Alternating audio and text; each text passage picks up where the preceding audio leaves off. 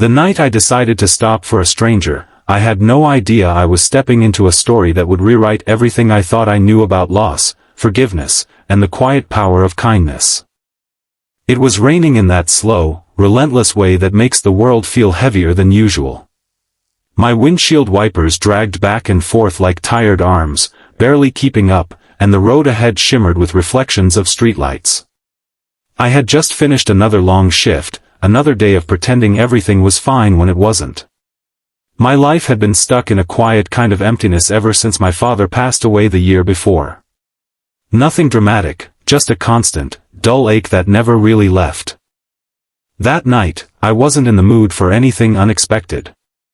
I just wanted to get home, heat up leftovers, and fall asleep to the noise of the television. But then I saw him. A man stood at the side of the road, soaked through, his shoulders slightly hunched against the rain. There was something about him, not desperation exactly, but a quiet stillness, that made me slow down. For a few seconds, I debated. Every warning I'd ever heard echoed in my head. Don't pick up strangers. Don't take risks. Keep driving. But something else pushed back just as strongly. If you believe kindness still matters, take a second right now to like, comment, share, and subscribe to Kindness Corner. Because sometimes, the smallest choices change everything. I pulled over. He didn't rush toward the car. He walked, calmly, as if he had all the time in the world.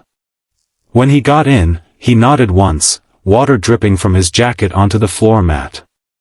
He smelled faintly of rain and something older, like wood and dust. I didn't ask many questions. He gave me an address a few miles away, his voice low and steady. We drove mostly in silence, the kind that feels strange at first but then settles into something almost comforting. Every now and then, I caught his reflection in the rearview mirror.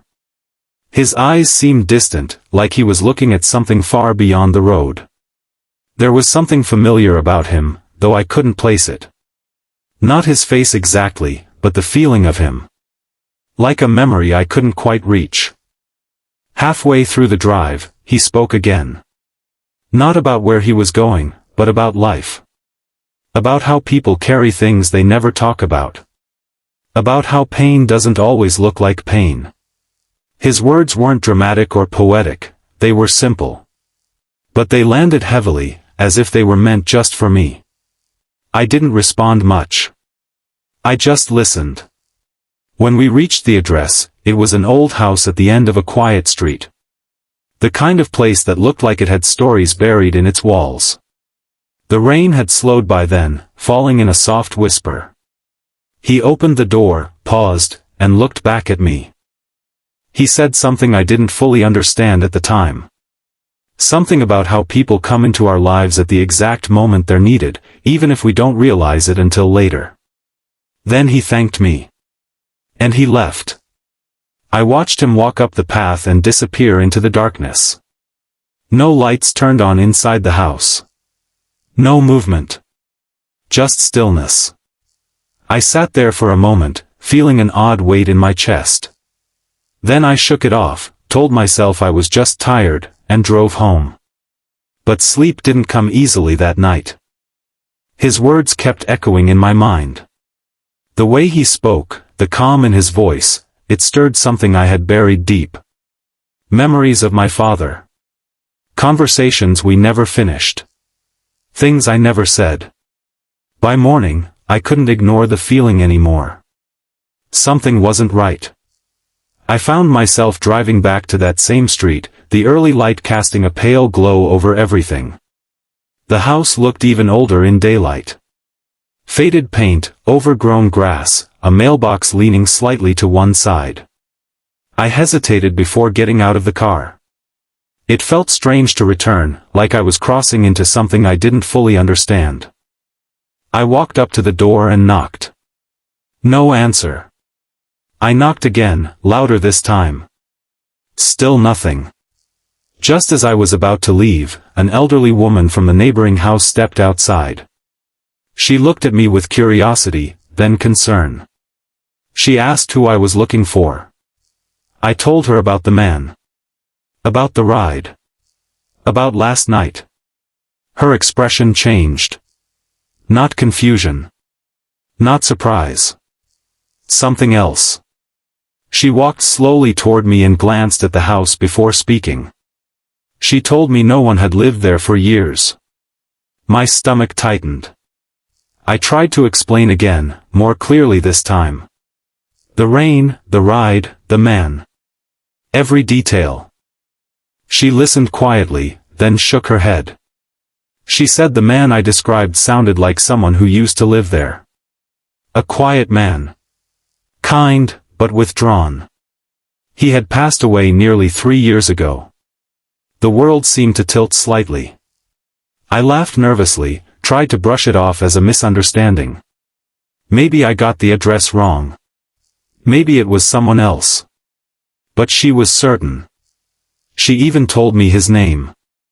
And something about it hit me like a sudden wave. Because I recognized it. Not from the night before. But from something else. Something buried deeper. I went back to my car, my hands slightly unsteady. I sat there for a long time, trying to make sense of it. Logic told me this was impossible. That I had picked up a real person, someone living, breathing, soaked in rain. But the feeling in my chest told a different story. And then, slowly, it began to connect. The way he spoke. The things he said. The familiarity I couldn't explain. It reminded me of my father. Not in appearance, but in presence. In the way he understood things without needing them explained. In the way he spoke directly to the parts of me I kept hidden. I realized something then that I hadn't allowed myself to feel in a long time. I had been carrying guilt. Guilt for not being there enough. For the conversations I avoided. For the words I never said before he was gone. And somehow, that night, sitting in a quiet car with a stranger, I had been given a chance to hear what I needed most. Not answers.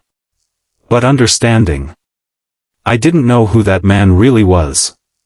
Maybe he was just a stranger with an old soul and a way with words. Maybe it was coincidence. Or maybe, just maybe, it was something more. Something we're not meant to fully understand. But I knew this, whatever happened that night changed me. I went home and did something I had been avoiding for months. I took out the old box of my father's things. Letters, photos, small items that once felt too heavy to touch. This time, I didn't turn away. I sat with them. I remembered. I let myself feel everything I had been pushing down. And for the first time since he passed, the pain didn't feel suffocating. It felt lighter. Like something had been lifted. Days turned into weeks, and I found myself changing in small ways. I started reaching out to people again. Calling old friends. Saying things I would have kept to myself before. I became more patient. More present. More aware of the quiet moments that often go unnoticed. All because of one decision. One rainy night. One stranger. If this story has touched your heart in any way, please take a moment to like, comment, and share it. Your support helps spread these stories of kindness further than you can imagine. And before this story ends, I have one special request for you. In the comments, write, "Kindness still exists." Because it does. Sometimes, it appears in the most unexpected ways. Sometimes, it arrives when we need it most. And sometimes, it comes in the form of a stranger who changes everything without even staying. I never saw him again. But I don't think I was meant to. Some people enter our lives not to stay, but to shift something inside us. To remind us of who we are, or who we've forgotten to be. That night, I gave a stranger a ride home. By morning, I had found my way back to myself. And that changed my life forever.